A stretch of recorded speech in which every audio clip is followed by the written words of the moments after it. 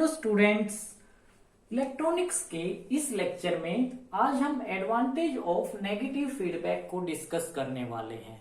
Students, मैं यहाँ पर ये मान के चल रहा हूँ कि आपको नेगेटिव फीडबैक और एम्पलीफायर के कंसेप्ट्स क्लियर हैं। फिर भी चलिए हम 2 मिनट बात करते हैं बेसिक्स ऑफ एम्पलीफायर पर और फीडबैक कंसेप्ट पर। एम्पलीफायर का मेन फंक्शन क्या होता है स्टूडेंट, इसको हम डिटेल के अंदर स्टडी कर चुके हैं। एम्पलीफायर क्या करता है, इनपुट सिग्नल की स्ट्रेंथ को इंक्रीज करता है। यानी कि एम्पलीफायर क्या करेगा, इनपुट सिग्नल की स्ट्रेंथ को मॉडिफाई करेगा, इंक्रीज करेगा या उसको हम कहें एम्पलीफाई करेगा। यानी कि एम्पलीफायर के आउटपुट के अंदर हमें जो सिग्नल मिलेगा वो क्या मिलेगा, एम्पलीफाई होकर मिलेगा।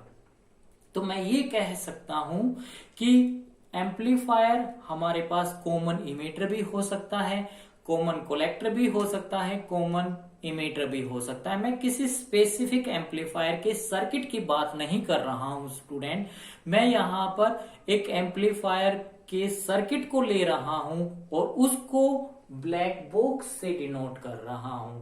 यानी कि ब्लैक बॉक्स हमें क्या बताता है स्टूडेंट, हम इस एम्पलीफायर के इंटरनल स्ट्रक्चर को नहीं जानते हैं लेकिन इसके फंक्शन को जानते हैं। एम्पलीफायर क्या करेगा, इनपुट सिग्नल की स्ट्रेंथ को एम्पलीफाई करेगा।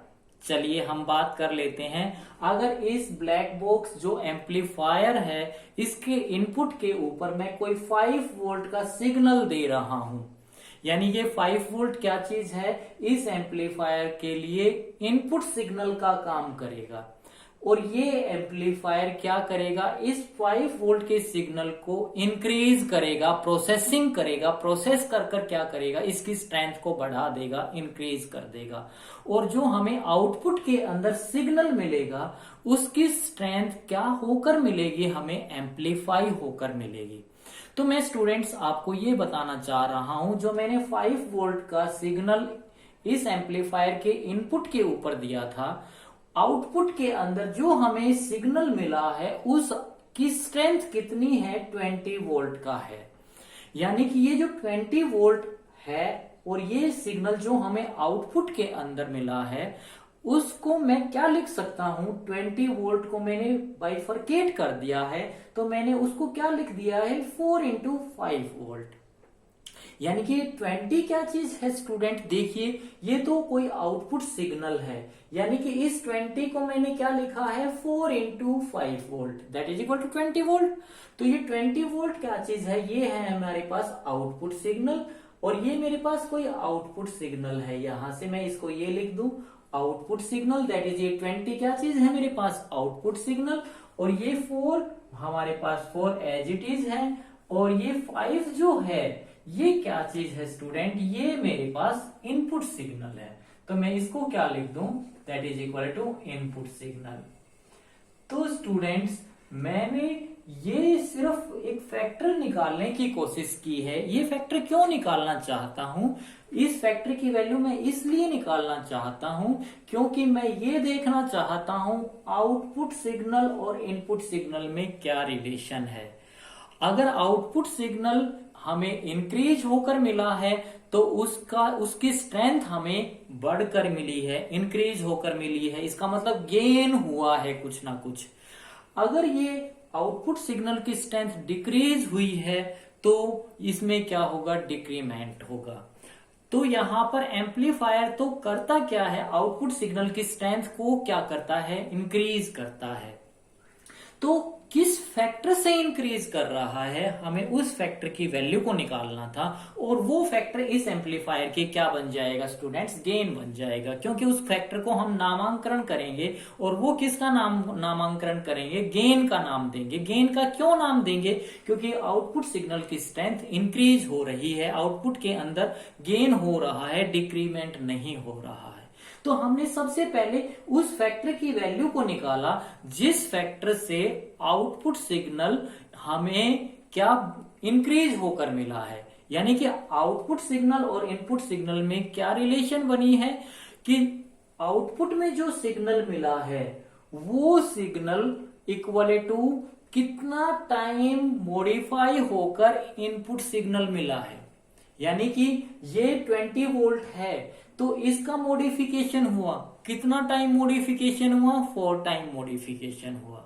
तो आउटपुट और इनपुट के अंदर क्या रिलेशन बन गई, output signal is equal to 4 time input signal. तो हमने इस 4 की वैल्यू को निकाला, तो 4 की वैल्यू को निकालूं तो स्टूडेंट यहां से इस इनपुट सिग्नल को मैं हटा दूंगा और इस इनपुट को क्या ले आऊंगा, आउटपुट सिग्नल के नीचे ले आऊंगा, डिनोमिनेटर में ले आऊंगा। तो हमारे पास एक डेफिनेशन बन गई। और ये 4 क्या चीज है, ये कोई फैक्टर है, ये मैंने इसको नाम दे दिया फैक्टर का। और ये फैक्टर क्या है, अब इसका नामांकन करना था। और नामांकन साइंटिस्ट ने क्या कहा, इस फैक्टर को क्या नाम दे दो, इस फैक्टर को गेन का नाम दे दो। क्यों गेन का नाम दे दें, क्योंकि आउटपुट सिग्नल की स्ट्रेंथ क्या हो रही है, इंक्रीज हो रही है। तो इस फैक्टर को नाम दे दिया गया गेन का। और ये गेन का, तो गेन बाय डेफिनेशन क्या बन गई, किसी भी एम्पलीफायर की output signal upon input signal. अब ये गेन क्या क्या हो सकती है, अगर ये जो सिग्नल है वोल्टेज की फॉर्म में है तो हमें वोल्टेज की फॉर्म में ही मिलेगा। यानी कि इस एम्पलीफायर के इनपुट के ऊपर अगर मैं वोल्टेज सिग्नल दे रहा हूं तो आउटपुट के ऊपर भी मेरे को वोल्टेज ही सिग्नल मिलेगा। तो वो गेन क्या बन जाएगी, वोल्टेज गेन बन जाएगी। और वोल्टेज गेन उस केस में क्या बन जाएगी स्टूडेंट, वोल्टेज गेन क्या बन जाएगी उस केस में, that is equal to output signal. तो यहां पर क्या आ गया, output voltage, output voltage divided by क्या बन जाएगी student, that is divided by input voltage, input voltage ये बन जाएगी। अगर मैं यहां पर करंट की बात करूं तो हमें क्या मिलेगा स्टूडेंट्स, करंट गेन मिलेगा, करंट गेन मिलेगा। और करंट गेन की डेफिनेशन क्या बन जाएगी, क्योंकि मेरे को एक गेन समझाना है आपको, तो करंट गेन क्या बन जाएगा, आउटपुट के ऊपर हमें क्या मिलेगा, करंट मिलेगा, तो आउटपुट करंट डिवाइडेड बाय क्या बन जाएगा, इनपुट करंट। यानी मैं इनपुट के ऊपर करंट को अप्लाई करूंगा तो मेरे को आउटपुट के ऊपर भी क्या मिलेगा, करंट मिलेगा। तो उसको हम क्या कहते हैं, करंट गेन कहते हैं। तो ये डिस्कस करने के बाद अब मैं बात करता हूं स्टूडेंट्स इस फीडबैक की। नेगेटिव पे हम बाद में चलेंगे। अब हमें आउटपुट तो मिल चुकी है इस एम्पलीफायर की, और इस एम्पलीफायर की आउटपुट का अब हम क्या करेंगे, कुछ पोर्शन लेंगे और उसको लेकर कितना पोर्शन लेंगे वो कोई ना कोई फैक्टर डिसाइड करेगा। उसको हम क्या करेंगे, इस एम्पलीफायर के इनपुट के ऊपर मिक्स कर देंगे। तो फीडबैक क्या कहता है, फीडबैक फिर एक प्रोसेस बनेगा। फीडबैक क्या करेगा, आउटपुट के कुछ पोर्शन को इनपुट के ऊपर क्या करेगा, मिक्स करेगा। यानी कि इनपुट के ऊपर जो होने वाला सिग्नल है वो डिसाइड करेगा कि वो नेगेटिव फीडबैक है या पॉजिटिव फीडबैक है। चलिए हम यहां पर बात करते हैं। ये जो मैंने बीटा लिया है ये तो मेरे पास एम्पलीफायर है। इस एम्पलीफायर के ऊपर मैंने ये कोई इनपुट दी है, इनपुट सिग्नल से मैंने कोई दी है, सपोज करो Vs दिया है। यहां पर ये मैंने V, अगर मेरे पास नेगेटिव फीडबैक नहीं, ये कोई भी फीडबैक फैक्टर नहीं है, तो जो Vi की वैल्यू होगी वो एग्जैक्टली कितनी होगी, Vs के बराबर होगी। क्योंकि ये Vs या Vs क्या कह रहा है, मैं किसी सोर्स से वोल्टेज अप्लाई कर रहा हूं। अगर ये नेगेटिव फीडबैक नहीं है तो यहां पर ये जो मैंने यहां से दिया, ये मैंने सप्लाई दी है, यहां से जो Vs अप्लाई की है वो एग्जैक्टली इस यहां पर इसके इनपुट के ऊपर जाएगी और उसकी वैल्यू विदाउट फीडबैक के केस में Vs is equal to Vi होगा और आउटपुट के ऊपर मेरे को V0 मिलेगा। तो मेरे को गेन क्या बन गया, इस केस में गेन क्या बन जाएगी, गेन ऑफ ये एम्पलीफायर जो A है, अगर मैं उसको डिफाइन करने की कोशिश करूं स्टूडेंट्स, मैं आपको सारे बेसिक्स लेके चल रहा हूं, तो वहां पर क्या बनेगा, V0 अपॉन Vi ये बनेगा। यानी कि इस केस में, और ये Vi किसके बराबर है, लिख सकता हूं मैं is equal to V0 upon Vs के बराबर लिख सकता हूं इस केस में। लेकिन जब मैं आउटपुट का कुछ पोर्शन लूंगा और उस पोर्शन को मैं इनपुट के ऊपर मिक्स कर दूंगा, तो उस केस में Vs और Vi की वैल्यू क्या नहीं होंगी, सेम नहीं होंगी। तो चलिए हम बात करते हैं उसी के ऊपर। और ये आउटपुट का मैंने कुछ पोर्शन लिया है, और ये जो फीडबैक फैक्टर है ये डिसाइड करेगा कि मेरे को कितना पोर्शन आउटपुट का इनपुट पे देना है।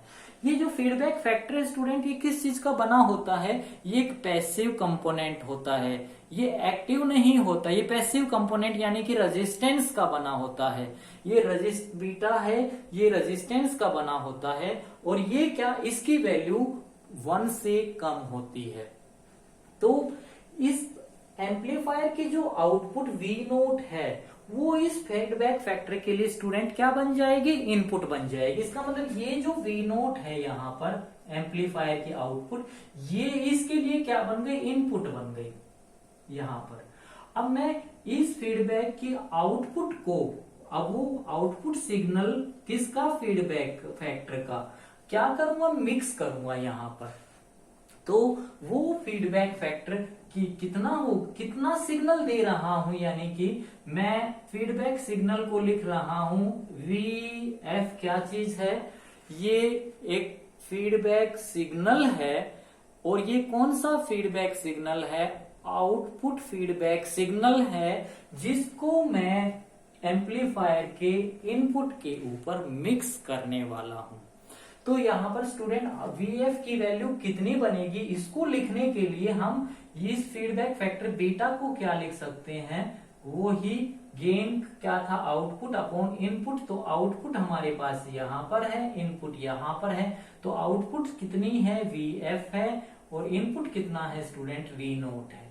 तो मैं Vf की वैल्यू को कितना लेना चाहता हूं, बीटा टाइम्स V नोट लेना चाहता हूं। यानी कि देखिए मैं आपको समझा दूं, अगर ये 20 वोल्ट है, अगर मैं यहां पर Vf सिर्फ 0.2 वोल्ट लेना चाहता हूं, तो बीटा की वैल्यू कितनी होगी स्टूडेंट्स, यहां पर ये तो मेरे पास V नोट की तो वैल्यू 20 है, तो इसकी वैल्यू कितनी होगी, 0.01 इतना होगा, यानी कि 1/100 जितनी होगी। तो Vf की वैल्यू कितनी आएगी, इक्वल टू 20 को अगर मैं मल्टीप्लाई कर दूं 1/100 से, तो ये मेरे पास आ जाएगा 0.2 वोल्ट। और इस 0.2 वोल्ट को मैंने इनपुट के अंदर मिक्स कर दिया है। अब ये मिक्सिंग हमें बताएगी, अभी मिक्सिंग किस टाइप की हो रही है। अगर ये जो इनपुट सिग्नल मेरे को यहां पर मिला है, यहां पर देखिए स्टूडेंट मैं ये दे रहा था, ये सिग्नल दे रहा था, और आउटपुट सिग्नल अगर मेरे पास दोनों के बीच में 180 का फेज डिफरेंस है, इनपुट सिग्नल और आउटपुट सिग्नल के अंदर, तो ऐसी मिक्सिंग को हम क्या कहते हैं, नेगेटिव फीडबैक कहते हैं। यानी कि ये सिग्नल, इनपुट सिग्नल Vs के अंदर जाकर जब ऐड होगा तो क्या होगा, स्ट्रेंथ की वैल्यू को डिक्रीज करेगा। अगर ये सिग्नल और ये सिग्नल दोनों के दोनों सेम फेज के अंदर हैं, या मैं ये कहूं दोनों के बीच में जो फेज डिफरेंस है वो 0 डिग्री का हो या 360 डिग्री का हो, तो इस केस में ये जो मिक्सिंग होगी उसको हम क्या कहते हैं, पॉजिटिव फीडबैक कहते हैं। तो स्टूडेंट्स यहां पर मैंने ये जो मैन्युफैक्चर, एक कंडीशंस और बता देना चाहता हूं। ये जो बीटा V नोट है यहाँ पर, ये देखिए, तो यहां पर ये जो आया है हमारे पास, ये हम आउटपुट सिग्नल को मिक्स कर रहे हैं इनपुट सिग्नल के अंदर। अगर दोनों के दोनों सेम फेज के अंदर, positive input signal and feedback signal, same phase के अंदर पॉजिटिव फीडबैक, अपोजिट फेज के अंदर नेगेटिव फीडबैक। अब स्टूडेंट देखिए, मैं नेगेटिव फीडबैक को डिस्कस करवा चुका हूं, यानी कि हमने उस केस में क्या निकाला था, ओवरऑल गेन निकाली थी एम्पलीफायर की विद नेगेटिव फीडबैक, और उसको हमने डिनोट किया था AF से। इसका मतलब मैंने AF की वैल्यू को कैलकुलेट किया था किसके रिलेशंस के अंदर, इस एम्पलीफायर की गेन के बीच में। मीन्स हमने एक डेरिवेशन को कैलकुलेट किया था और क्या निकाला था, overall gain of a amplifier with that negative feedback and whose value comes out to be A/1 1/1 plus A beta, ये हमारे पास रिलेशन निकल के आई थी, अगर आपको कुछ याद हो तो। और स्टूडेंट्स, नेगेटिव फीडबैक को अफेक्टिव बनाने के लिए मैन्युफैक्चरर्स को क्या करना पड़ा था, ये जो ए बीटा की वैल्यू है, इसकी वैल्यू को फिक्स करना पड़ा था। कितना फिक्स करना पड़ा था? ग्रेटर देन 1, तभी नेगेटिव फीडबैक अफेक्टिव होगी, अदरवाइज अफेक्टिव नहीं होगी। ये क्या है? ये लूप गेन है, ये इसकी वैल्यू है। अगर ये हम कंडीशंस को सेट कर देते हैं तो स्टूडेंट इस केस में देखिए, अगर इसकी वैल्यू 1 से ज्यादा है तो A F is equal to क्या हो गया? ए अपॉन ये 1 से फैक्टर बड़ा हो गया, यानी कि यहां पर कुछ ना कुछ 1 पॉइंट सपोज करो 2 आ गया, तो ये कितनी हो गई? ये तो एफ की वैल्यू क्या कर रही है? जितना डिनोमिनेटर ज्यादा होता जाएगा उतना ही इस ए एफ की वैल्यू क्या आती जाएगी? कम होती जाएगी। यानी कि अगर मैं नेगेटिव फीडबैक को इंप्लीमेंट करता हूं तो एम्पलीफायर की ओवरऑल गेन क्या हो रही है स्टूडेंट्स? रिड्यूस हो रही है, कम हो रही है, डिक्रीज कर रही है। यानी कि ये यहां पर एक कंसेप्ट मैं आपको समझाना चाह रहा हूं, बहुत इंपॉर्टेंट कंसेप्ट है जो कि हमें एडवांटेज की तरफ लेके जा रहा है। स्टूडेंट्स देखिए, अगर मैं एम्पलीफायर के ऊपर नेगेटिव फीडबैक को इंप्लीमेंट कर रहा हूं तो नेगेटिव फीडबैक एम्पलीफायर की गेन को क्या कर रही है? रिड्यूस कर रही है। लेकिन फिर भी हम नेगेटिव फीडबैक को एम्पलीफायर के अंदर यूज कर रहे हैं, तो स्टूडेंट्स कोई ना कोई तो इसमें खासियत है जिसकी वजह से हम इस नेगेटिव फीडबैक को एम्पलीफायर के अंदर यूज कर रहे हैं, जो कि एम्पलीफायर की गेन को रिड्यूस कर रही है, फिर भी हम इसको एम्पलीफायर्स के अंदर यूज कर रहे हैं। यानी कि वही खूबियां वो क्या बन रही हैं? इसकी एडवांटेज बन रही हैं। तो स्टूडेंट्स, हम उन्हीं एडवांटेज को स्टडी करने वाले हैं one by one. Negative feedback के जो सबसे मोस्ट इंपॉर्टेंट एडवांटेज है और वो फर्स्ट एडवांटेज है, वो है student gain stability and sensitivity gain.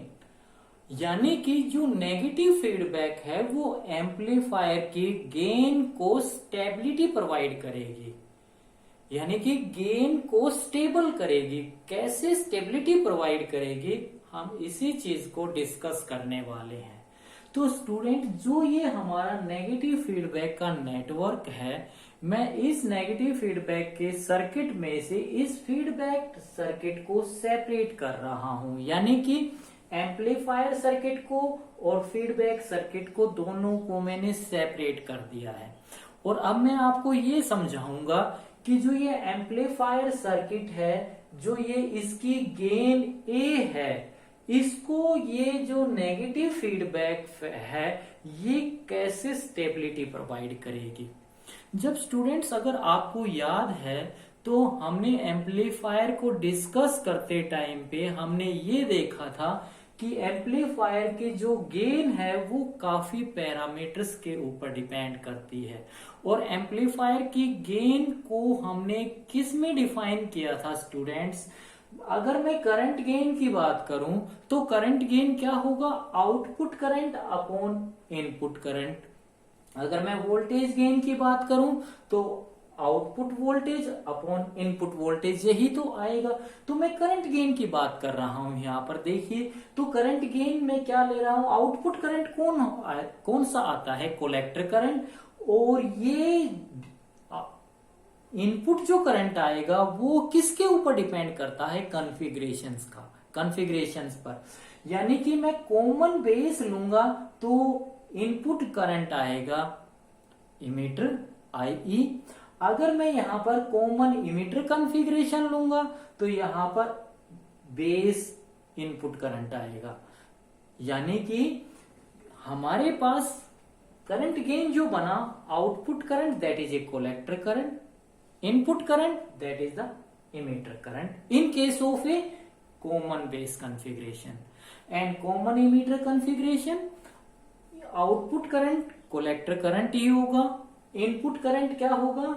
इसमें बेस करंट होगा। ये होगा कॉमन इमीटर के अंदर। चलिए अब हम बात करते हैं इस करंट गेन के ऊपर कौन कौन से वो पैरामीटर हैं जो अफेक्ट डालते हैं।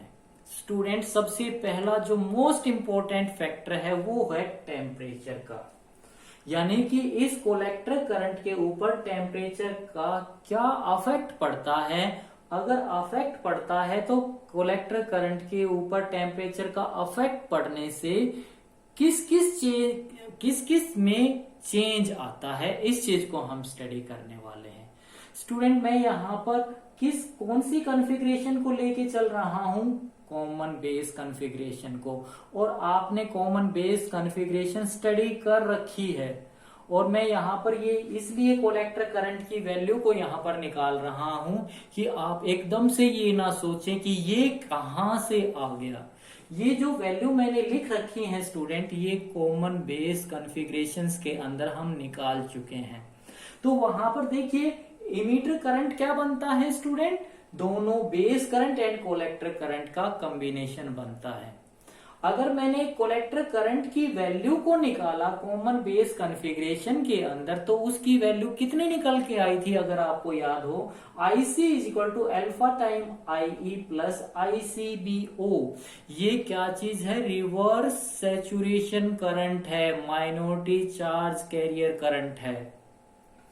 तो यहां पर हमने IE की वैल्यू को यहां पर पुट किया तो स्टूडेंट ये बन गया आई यहां से इसकी वैल्यू यहां पर पुट की है, तो ये IB प्लस IC ये वाली वैल्यू को हमने पुट कर दिया। अल्फा को हमने ब्रैकेट के अंदर मल्टीप्लाई किया तो अल्फा इसके साथ और अल्फा इसके साथ ये आ चुका है।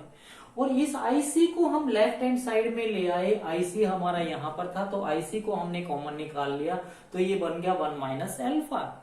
और इधर क्या बचा स्टूडेंट, ये वाला फैक्टर और ये वाला फैक्टर दोनों बची।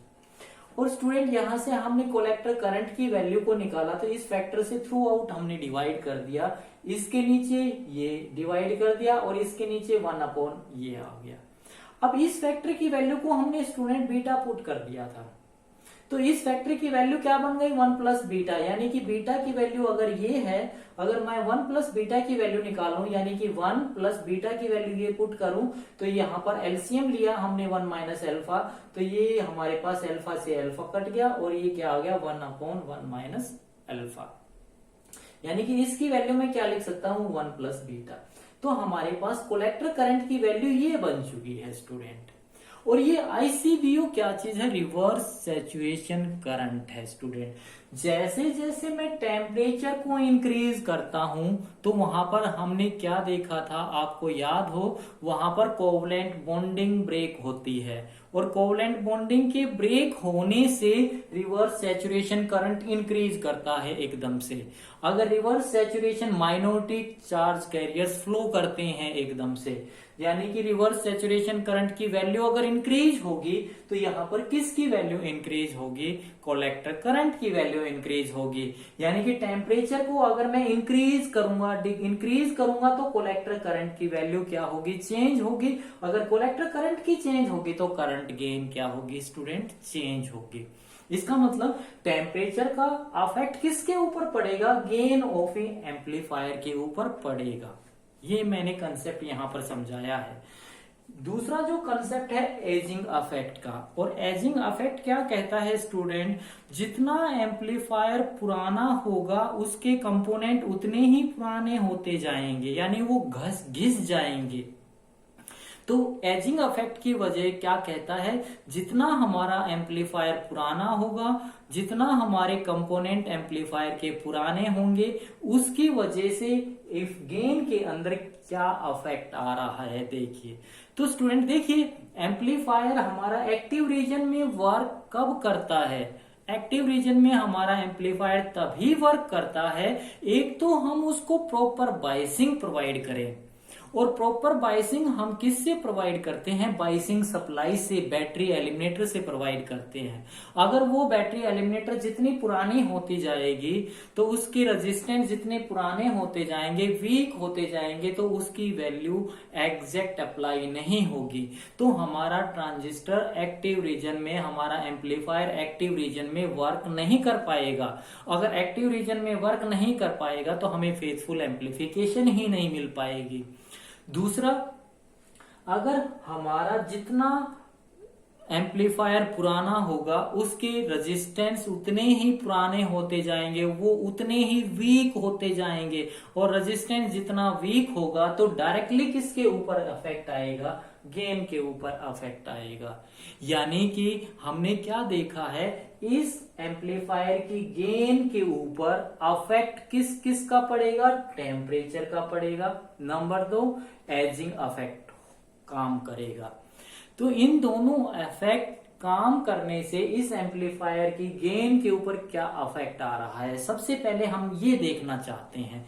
मैंने नेगेटिव फीडबैक को नहीं लगाया है, यानी कि मैं किसकी बात कर रहा हूं स्टूडेंट? विदाउट की बात कर रहा हूं, विदाउट फीडबैक, इसकी बात कर रहा हूं मैं। तो इस केस में मैं क्या कह रहा हूं, इस एम्पलीफायर की जो पहले गेन है, गेन ऑफ ए एम्पलीफायर मेरे पास कितनी है? ये ए लेके चल रहा हूं। लेकिन इसके ऊपर अफेक्ट किस किस का आया? टेम्परेचर का आया और एजिंग अफेक्ट ने अपना काम किया। तो ये जो गेन है ये क्या हो गई? चेंज हो गई। मैं आपको समझाऊं, अगर ये गेन इस एम्पलीफायर की सपोज करो 10 है, तो इन दोनों के अफेक्ट ने काम करने के बाद ये गेन के अंदर क्या हो गया? चेंज हो गया। या तो ये क्या हो गई? 9 हो गई, या ये कितनी हो गई? 11 हो गई, 10 नहीं रहेगी। यानी कि ये इसमें क्या आया है? चेंज आया है कोई ना कोई। इसमें यहां पर बढ़ी है, यहां पर घटी है, ऐसा ही तो होगा। इन दोनों का अफेक्ट ने काम किया, तो गेन के ऊपर क्या अफेक्ट पड़ा? तो यहां पर देखिए थोड़ा बहुत एरर आएगा, और वो एरर कितना आया? देखिए मैं यहां पर एरर की बात करूं तो वो कितना आया, ये हमने इनके अफेक्ट की वजह से चेंज आया है। और इसको मैंने क्या लिखा है? देखिए किसके अंदर चेंज आया है? ये ए के अंदर चेंज आया है, ये प्लस माइनस आया है। ये मैं क्या लिख रहा हूं? डी ए लिख रहा हूं। ये चेंज है, ये डी ए क्या चीज है? ये चेंज आया है। देखो पहले कितना था? 10 था ना, इसमें मैं कह रहा हूं +1 आया है, या इसमें क्या आया है? 10 - 1 आया है। तो ये तो कितना बन गया? 11, और ये कितना बन गया? 9 बन गया। इसका मतलब ये डीए क्या चीज है? ये कोई ना कोई एरर आ चुका है। तो एरर कितना बना? ये हमारे पास, हमने जब ये कैलकुलेट करके देखा, इनका अफेक्ट देखा, तो हमारे पास ये एरर की वैल्यू निकल के आई। तो ये हमारे पास, ये तो देखो रियल वैल्यू है, ये तो हमारे पास इसकी रियल थी, रियल वैल्यू। यानी कि रियल वैल्यू क्या चीज होती है student? That is equal to standard value. Standard value होती है हमेशा। और ये हमने इन दोनों का अफेक्ट देखा, तो कैलकुलेट करके देखा कि इसके गेन के अंदर क्या आ रहा है? कोई ना कोई चेंज आ रहा है। तो ये हमने कैलकुलेट किया, कैलकुलेटेड वैल्यू। तो अब हमने क्या देखा? रियल तो ये थी और चेंज इतना आया, तो इसमें क्या हो गया? एरर आ गया। तो एरर क्या होता है हमेशा? That is equal to standard value, standard value यानी कि real value, real value minus calculated value. यही तो होता है। तो ये हमारे पास स्टैंडर्ड वैल्यू तो क्या है स्टूडेंट? देखिए स्टैंडर्ड वैल्यू तो हमारे पास ए है, और यहां पर मैं माइनस कर दूं कैलकुलेटेड वैल्यू, तो ये कितना आया हमारे पास? ए प्लस माइनस डी ए। तो यहां पर स्टूडेंट्स क्या निकल के आएगा हमारे पास?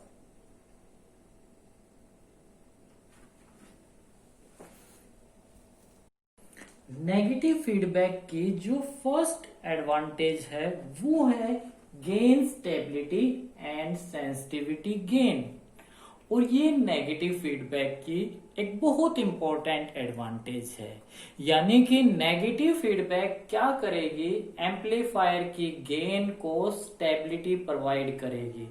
अब कैसे प्रोवाइड करेगी, इसी चीज को हम डिस्कस करने वाले हैं।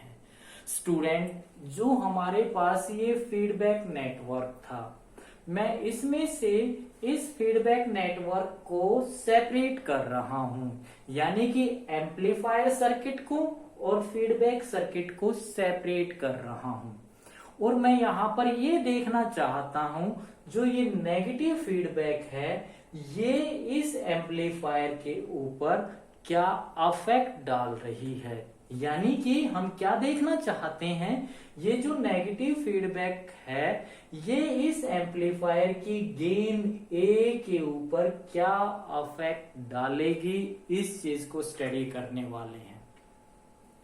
जब स्टूडेंट्स हमने एम्पलीफायर के कंसेप्ट को स्टडी किया था तो वहां पर हमने ये देखा था कि एम्पलीफायर की जो गेन है वो काफी पैरामीटर्स के ऊपर डिपेंड करती है।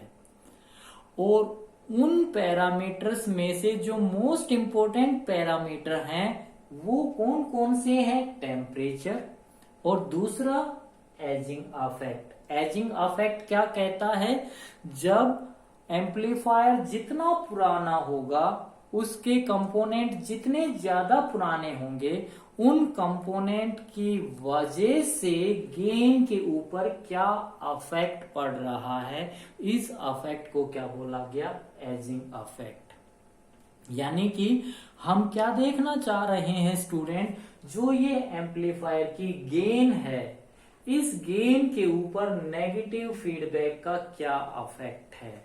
तो स्टूडेंट, हमने इस एम्पलीफायर की गेन को डिफाइन किया और गेन क्या होती है, output divided by the input. अगर मेरे पास करंट गेन को मैं डिफाइन कर रहा हूं तो क्या बनेगा, output current upon input current. अगर मैं वोल्टेज गेन की बात कर रहा हूं तो क्या बनेगा, output voltage divided by the input voltage. अब ये स्टूडेंट, मैं यहां पर जो ये एम्पलीफायर है ये कौन सा कॉन्फ़िगरेशन का लेके चल रहा हूं, ये कॉमन बेस कॉन्फ़िगरेशन को लेकर चल रहा हूं ताकि आपको मैं समझा सकूं। और आपने कॉमन बेस कॉन्फ़िगरेशन को अच्छे से स्टडी कर रखा है। और कॉमन बेस कॉन्फ़िगरेशन के अंदर अगर हमने जो करंट गेन निकाली थी वो क्या निकल के आई थी स्टूडेंट, आउटपुट करंट क्या था हमारे पास, कलेक्टर करंट, और इनपुट करंट क्या था हमारे पास, इमीटर करंट। अगर मैं यहाँ पर कॉमन बेस को कॉमन इमीटर बना दूं तो सिर्फ क्या फर्क पड़ेगा, यहाँ पर इमीटर करंट की जगह क्या आएगा, बेस करंट आ जाएगा। तो स्टूडेंट, हमें ये देखना था कि टेम्परेचर का अफेक्ट इस करंट गेन के ऊपर क्या पड़ता है। तो हमने क्या कैलकुलेट किया, ये कलेक्टर करंट को देखा और कलेक्टर करंट की वैल्यू को इस केस में कॉमन कॉन्फ़िगरेशन कॉमन बेस के अंदर हमने निकाला था। और वो कितना निकल के आया था, मैं अगर ये डायरेक्ट वैल्यू लिख देता तो एकदम से आप अचंभे में पड़ते, तो इसलिए मैंने फिर इसको एक बार लिख दिया है। कॉमन बेस कॉन्फ़िगरेशन के अंदर स्टूडेंट हमारा जो इमीटर करंट बना था वो क्या बना था, IB प्लस IC। और हमने फिर वैल्यू निकाली थी कलेक्टर करंट की कॉमन बेस कॉन्फ़िगरेशन के अंदर, वो कितनी निकल के आई थी, IC की value is equal to alpha time IE plus ICBO। और ये ICBO क्या चीज था स्टूडेंट्स, रिवर्स सैचुरेशन करंट, जो कि माइनॉरिटी चार्ज कैरियर की वजह से करंट फ्लो करता है। अब हमने IE की वैल्यू को यहां पर पुट किया, यहां से उठाकर यहां पर पुट किया तो ये वैल्यू को हमने रख दिया। अब इस वैल्यू के को हमने क्या किया, अल्फा से मल्टीप्लाई कर दिया, दोनों फैक्टर को अल्फा से इसको मल्टीप्लाई किया तो ये आया, अल्फा को इससे मल्टीप्लाई किया तो ये आया। अब इस वाले फैक्टर को हम लेफ्ट हैंड साइड में ले आए और हमने कोलेक्टर करंट को आईसी को दोनों में से कॉमन निकाल लिया। आईसी को कॉमन निकाल लिया तो यहां से तो 1 बचा और यहां से अल्फा तो ये माइनस में आ गया। अब यहां इधर क्या बचा, राइट हैंड साइड में ये फैक्टर बचा और ये फैक्टर बचा, ये हमने लिख दिया। और यहां से हमने आईसी की वैल्यू को निकालना है तो इस फैक्टर से इन दोनों फैक्टर को डिवाइड कर दिया, ये यहां से डिवाइड कर दिया तो ये अल्फा अपॉन दिस फैक्टर आ गया, ये 1 अपॉन दिस फैक्टर आ गया। अब हमने इस फैक्टर को क्या पुट कर दिया स्टूडेंट, बीटा पुट कर दिया। यहां पर देखो इस फैक्टर की वैल्यू को हमने क्या पुट कर दिया, बीटा, और बीटा की value alpha upon 1 minus alpha बन गया। तो यहां से इस फैक्टर को हमने क्या लिखा, 1 प्लस बीटा। यहां से 1 प्लस बीटा की वैल्यू को कैलकुलेट किया तो 1 प्लस बीटा की वैल्यू को पुट किया, ये पुट किया, एलसीएम लिया, इसको एलसीएम लिया तो 1 माइनस अल्फा, इस 1 के साथ ये मल्टीप्लाई हुआ, ये अल्फा, तो एक दोनों फैक्टर कट गए तो यहाँ पर 1 बचा, 1 अपॉन 1 माइनस अल्फा। इस यानी कि इसकी वैल्यू को हम क्या पुट कर सकते हैं, 1 प्लस बीटा। तो हमारे पास कोलेक्टर करंट की वैल्यू ये बन गई। अब हमने ये देखा जैसे जैसे मैं टेम्परेचर को इंक्रीज करूंगा, एक पर्टिकुलर टेम्परेचर के ऊपर जाकर इस कॉन्फ़िगरेशन के अंदर क्या होता है, जो कोवेलेंट बॉन्डिंग होती है वो एकदम से ब्रेक होती है।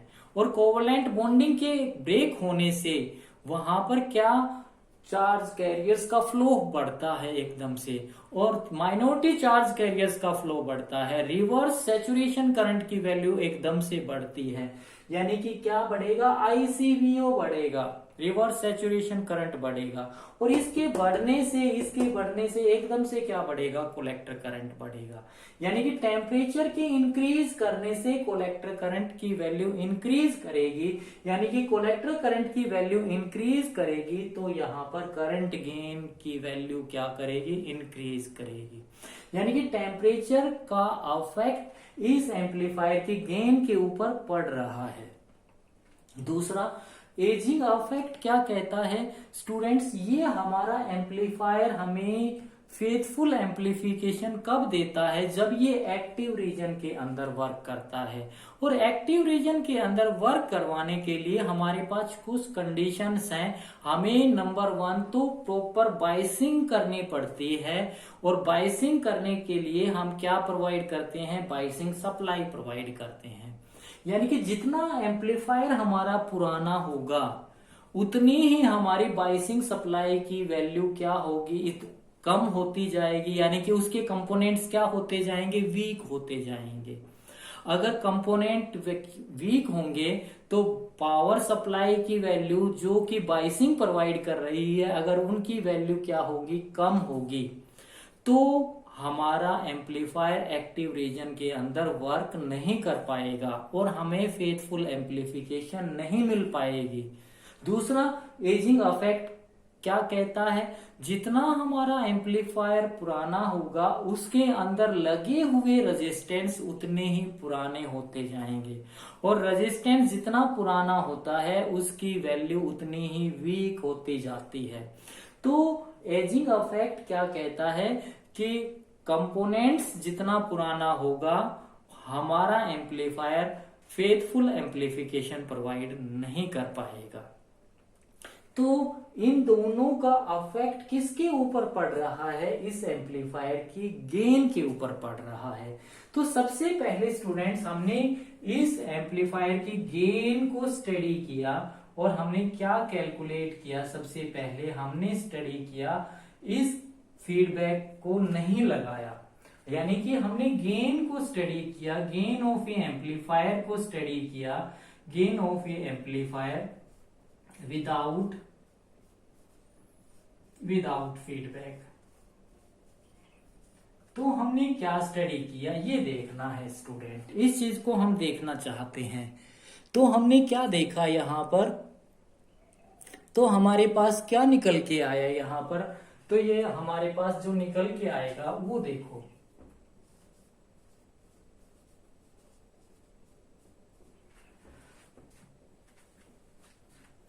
इस एम्पलीफायर की हमारे पास गेन कितनी थी students, gain of a amplifier A थी, gain of amplifier that is equal to ए।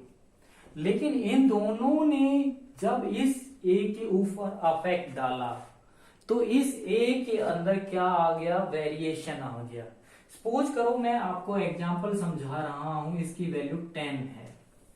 अगर इन दोनों का अफेक्ट पड़ा तो अफेक्ट होने की वजह से इस ए की वैल्यू क्या हो गई, चेंज हो गई। और कितनी हो गई, या तो ये 9 होगी, सपोज करो मैं ये कह रहा हूं, या ये कितनी होगी, 11 होगी, 10 से नहीं रहेगी। या तो ये कम होगी या ये ज्यादा होगी। यानी कि इसकी रियल जो वैल्यू है, रियल वैल्यू गेन की जो रियल वैल्यू है, रियल वैल्यू ऑफ गेन वो कितनी है, वो तो हमारे पास ए है। अब जब हमने क्या देखा, इनका अफेक्ट इसके ऊपर काम किया तो ऑब्जर्व वैल्यू कितनी बन गई, कैलकुलेटेड वैल्यू जो बन गई, ऑब्जर्व वैल्यू या कैलकुलेटेड वैल्यू कितनी बन गई स्टूडेंट्स, वो देखिए। या तो ये ए की वैल्यू 9 बनी 10 से, तो ये क्या हुआ है, ए के अंदर से कुछ चीज माइनस हुई है। और कितनी माइनस हुई है, कोई बहुत कम माइनस हुई है, उसको मैं लिख रहा हूं माइनस डी ए। और 11 कब बनेगी, इस ए के अंदर कोई चीज ऐड हो गई है। कितनी का ऐड हुई है, 1 ऐड हुई है, बहुत कम, तो इसको मैं क्या लिख सकता हूं, प्लस माइनस डी ए। इसका मतलब यहां पर मेरे पास जब मैंने क्या देखा, इन दोनों का अफेक्ट ने गेन के ऊपर काम किया, तो गेन के अंदर एम्पलीफायर की क्या आ रहा है, एरर आ रहा है। वो एरर कैलकुलेट किया हमने, कितना एरर आया निकल के, हमने उसको देखा। तो एरर कितना बना, हमें कब पता चलता है स्टूडेंट, जब हम कैलकुलेट करते हैं और उसको क्या देखते हैं, स्टैंडर्ड से कंपेयर करते हैं, तो एरर निकल के आता है। कितना एरर आया है इसमें, plus minus D A error आया है। यानी कि क्या ये कब निकलेगा हमारे पास, कैलकुलेटेड वैल्यू, ये कैसे निकलता है हमारे पास, standard value minus calculated value. तो ये कुछ ना कुछ एरर आएगा। अगर मैं इस एरर को कंपेयर करूं किसके साथ, किसके साथ कंपेयर करूं, रियल वैल्यू के साथ, मीन्स एक रिलेशन को डिफाइन करूं, ये एब्सोल्यूट एरर है। अगर मैं एक रिलेटिव एरर को डिफाइन करूं तो रिलेटिव एरर क्या कहता है, एक रिलेशन किसके बीच में, एरर और रियल वैल्यू के बीच में, वो क्या बन गया, एक रिलेटिव एरर बन गया। तो रिलेटिव एरर को मैं डिफाइन करूं, रिलेटिव एरर को डिफाइन करूं तो वो क्या है, एक रिलेशन मींस रिलेटिविटी, यही तो बताती है हमें किसका, एक रिलेशन एरर का किसके कंपैरिजन में, रियल वैल्यू के बीच में रिलेशन। और रिलेटिविटी मींस जिसके रेस्पेक्ट में जाना चाहते हो वो वाली चीज नीचे आती है। यानी कि ये एरर इसके रिलेटिव में, रिलेटिव तो ये है, रिलेटिव नीचे, तो यानी कि हमारा क्या चीज आ गया, error divided by real value, real value, यानी कि error divided by standard value. और ये क्या बन गया, रिलेटिव एरर। और इस रिलेटिव एरर की वैल्यू को अगर मैं देखूं तो देखिए स्टूडेंट्स कितनी निकल के आएगी, एरर मेरा कितना आया है, डी ए अपॉन ए, यानी कि ये चीज निकल के आएगी। और मेरे इसको अगर मैं लिखूं तो ये प्लस माइनस 1 अपॉन 10, इसकी वैल्यू कितनी बनेगी, 0.1, और ये बहुत कम है। इसका मतलब ये चीज क्या बन गई, ये एक फ्रैक्शनल चेंज आ गया। इसको मैं दूसरा क्या नाम दे सकता हूं स्टूडेंट, एक फ्रैक्शनल चेंज आ गया, किसके अंदर, गेन के अंदर। कब आया है, विदाउट फीडबैक आया है। तो इसको हम क्या लिख सकते हैं, इस रिलेटिव एरर को दूसरा हम क्या नाम दे सकते हैं, जिसको मैं यहां पर लिख रहा हूं, इसको मैं क्या लिख दूं स्टूडेंट, इसको मैं लिख दूंगा fractional change in gain without feedback.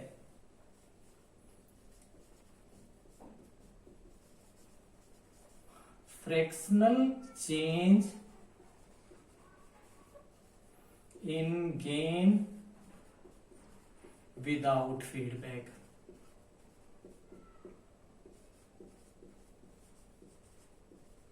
और ये कितना बना है, that is equal to d A upon A. ये फैक्टर बन गया मेरे पास, d A upon A. Similarly अगर मैं इस फीडबैक, नेगेटिव फीडबैक को यहां पर लगा देता हूं, ये मैंने लगा दिया है। अब अगर मैंने लगा दिया है तो इस अब मैं क्या लूंगा यहां पर, गेन ऑफ एम्पलीफायर विदाउट की जगह मैं क्या कर दूंगा, विद फीडबैक कर दूंगा। अब और gain of amplifier with feedback कितनी हम लेके चले हैं स्टूडेंट, कितनी है यहाँ पर, ये हमारे पास AF है। अगर टेम्परेचर और एजिंग अफेक्ट को देखूं तो यहाँ पर A में जो रियल वैल्यू तो हमारे पास कितनी है, AF है। तो इसमें क्या आएगा, कैलकुलेटेड वैल्यू क्या कहती है, चेंज आएगा, AF में कुछ ना कुछ वैल्यू चेंज करेगी। तो यहाँ पर एरर कितना आएगा, DAF। अब मैं रिलेटिव एरर को निकालूंगा तो error divided by real value, error divided by standard value, तो ये क्या बन गई student, that is equal to AF upon AF। और ये फिर क्या आएगा, एक फ्रैक्शनल आएगा इसमें भी।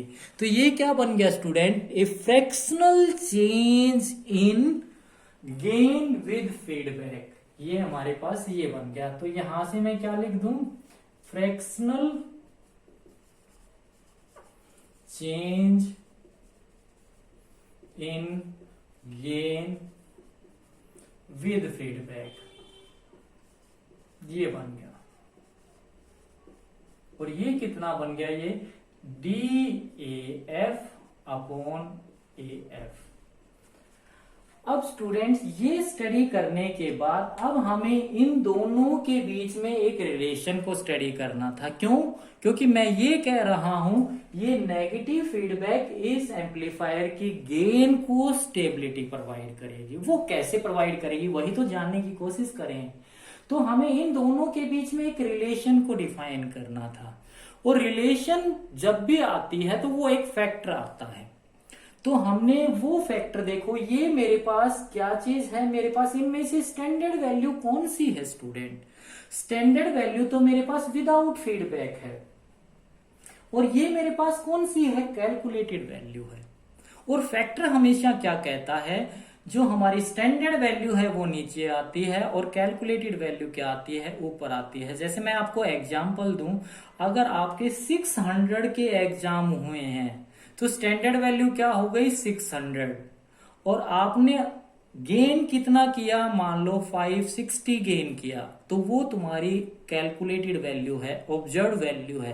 तो फैक्टर कितना मिला तुम्हें, कितना परसेंटेज मिला, means observe value, calculated value divided by the standard value, यही तो है। और ये हमेशा क्या आएगा, एक फैक्टर आएगा। अगर मेरे को परसेंटेज में कन्वर्ट करना है तो उस फैक्टर को मैं किस से मल्टीप्लाई कर दूंगा, 100 से मल्टीप्लाई कर दूंगा। तो हमें यहां पर एक फैक्टर डिफाइन किया, उस फैक्टर को बाद में हम नाम देंगे। वो factor that is equal to क्या डिफाइन किया, ये मेरे पास जो है ये मेरे पास स्टैंडर्ड वैल्यू है और ये मेरे पास ऑब्जर्व वैल्यू है, कैलकुलेटेड वैल्यू है। तो यहां पर फैक्टर हमेशा क्या डिफाइन होगा, calculated value upon standard value, यानी कि फैक्टर इज इक्वल टू क्या बनेगा, factor is equal to fractional change in gain with feedback,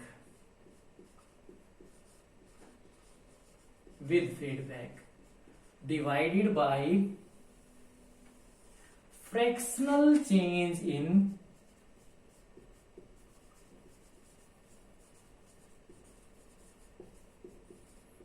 gain without feedback।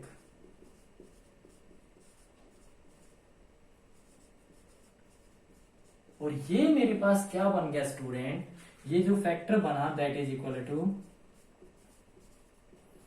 ये मेरे पास विद फीडबैक हमारे पास कितनी है, डी, ये DAF upon A divided by without मेरे पास ये है DA/A। अब ये देखो, ये जो फैक्टर है, इस फैक्टर को एक नाम दिया गया, और ये क्या नाम दिया गया, इनकी बिहेवियर को स्टडी करते हुए नाम दिया गया। इसको क्या नाम दिया गया, एक सेंसिटिविटी का नाम दिया गया। क्यों नाम दिया गया सेंसिटिविटी? देखिए यहां पर मैं ये बताना चाह रहा हूं कि जितने ज्यादा सेंसिटिव, कोई भी चीज जितना ज्यादा सेंसिटिव होगा उसकी वैल्यू उतनी ही कम आएगी। मीन मैं जितना ज्यादा सेंसिटिव तो मेरी बीमार पड़ने की भी ज्यादा कैपेबिलिटी होगी। अगर मैं जितना ज्यादा कम सेंसिटिव तो मैं उतना ही कम बीमार पड़ने की मेरे अंदर पावर आएगी। यानी कि सेंसिटिविटी क्या कहती है कि जितना ज्यादा फैक्टर की वैल्यू उतना ही अफेक्ट करेगा। तो यहां पर इस फैक्टर को क्या नाम दे दिया गया, दैट इज कॉल्ड सेंसिटिविटी।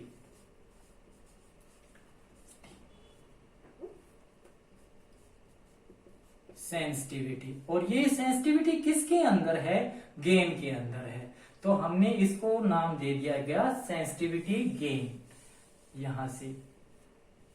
तो इसको मैं नाम दे रहा हूं सेंसिटिविटी गेन का, और इसको मैं डिफाइन कर रहा हूं ये एस से।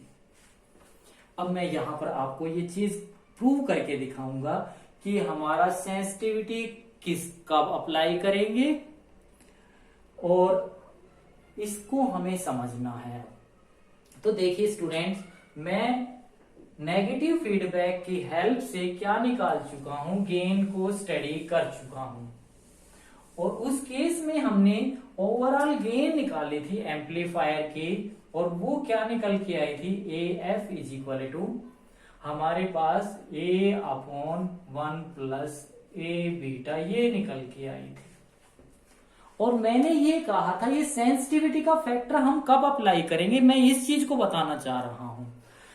और ये मैंने क्या लिखा है, ये gain of a amplifier with feedback लिखा है, और ये फीडबैक नेगेटिव फीडबैक की प्रेजेंस में गेन ऑफ ए एम्पलीफायर लिखा है। और ये नेगेटिव फीडबैक अफेक्टिव कब होती है स्टूडेंट, जब ए बीटा की वैल्यू कितनी हो, ग्रेटर देन 1 हो। ये मैन्युफैक्चरर को एडजस्ट करनी पड़ती है ऐसे कि एम्पलीफायर के केस में नेगेटिव फीडबैक अफेक्टिव हो। तो यहां पर ये स्टूडेंट देखिए 1 प्लस ए बीटा, ये जो वैल्यू है इसको मैं क्या लिख सकता हूं, 1 प्लस ए बीटा की वैल्यू को, इसकी वैल्यू को मैं क्या लिख सकता हूं, that is equal to A beta, क्योंकि ये फैक्टर 1 से तो काफी बड़ा है। तो हमारे पास gain of a amplifier with feedback, negative feedback comes out to be A/A beta, और ये A से A कट गई, और इसकी वैल्यू कितनी आ गई, 1 बीटा।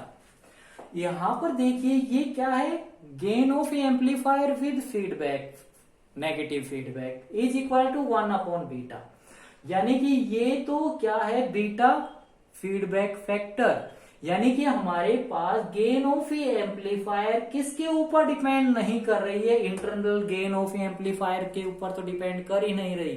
कि अब इंटरनल गेन के ऊपर डिपेंड नहीं कर रही तो टेम्परेचर का अफेक्ट थोड़ी आएगा उसके ऊपर, एजिंग अफेक्ट थोड़ी आएगा, क्योंकि वो तो सिर्फ किसके ऊपर डिपेंड कर रही है, ओनली बीटा के ऊपर डिपेंड कर रही है। और बीटा क्या चीज है, एक फीडबैक फैक्टर है। और फीडबैक नेटवर्क किस चीज का बना हुआ है, हमारा एक पैसिव कंपोनेंट्स का बना हुआ है, यानी कि रेजिस्टेंस का बना हुआ है। अगर ये रेजिस्टेंस का बना हुआ है तो रेजिस्टेंस तो फ्रीक्वेंसी इंडिपेंडेंट होते हैं, यानी कि इस केस में हमारा ये गेन ऑफ ए एम्पलीफायर किसके इंडिपेंडेंट बन चुकी है, फ्रीक्वेंसी के भी इंडिपेंडेंट बन चुकी है, क्योंकि हमारी गेन ऑफ ए एम्पलीफायर किसके ऊपर डिपेंड कर रही है, सिर्फ बीटा के ऊपर डिपेंड कर रही है। और बीटा किसके ऊपर डिपेंड नहीं कर रहा, फ्रीक्वेंसी के ऊपर डिपेंड नहीं कर रहा, क्योंकि रेजिस्टेंस का बना हुआ है, और रेजिस्टेंस फ्रीक्वेंसी इंडिपेंडेंट होता है। इसका मतलब हमारा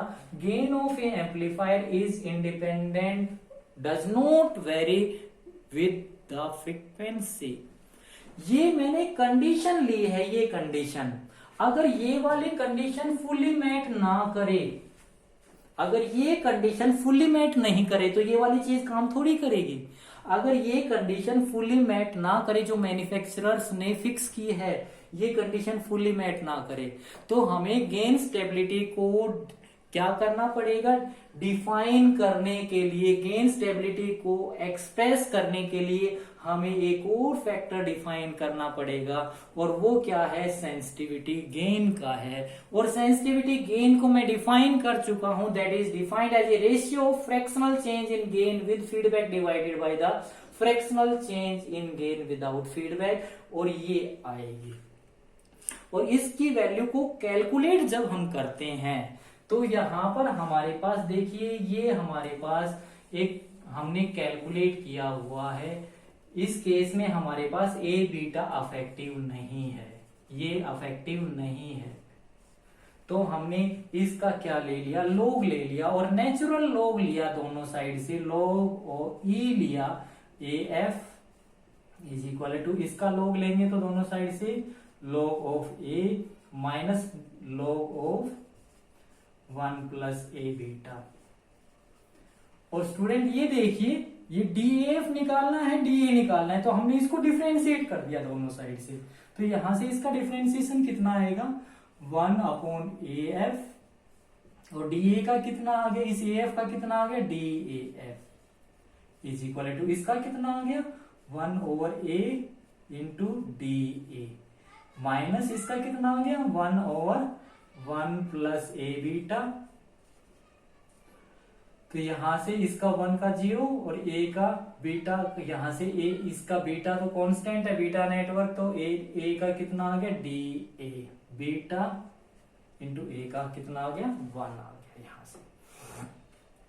तो यहां से अब स्टूडेंट, और ए का कितना आ गया स्टूडेंट्स, DA, क्योंकि बीटा फिक्स है, ए का कितना आ गया, DA, और इन दोनों में से हमने DA को कॉमन निकाल लिया।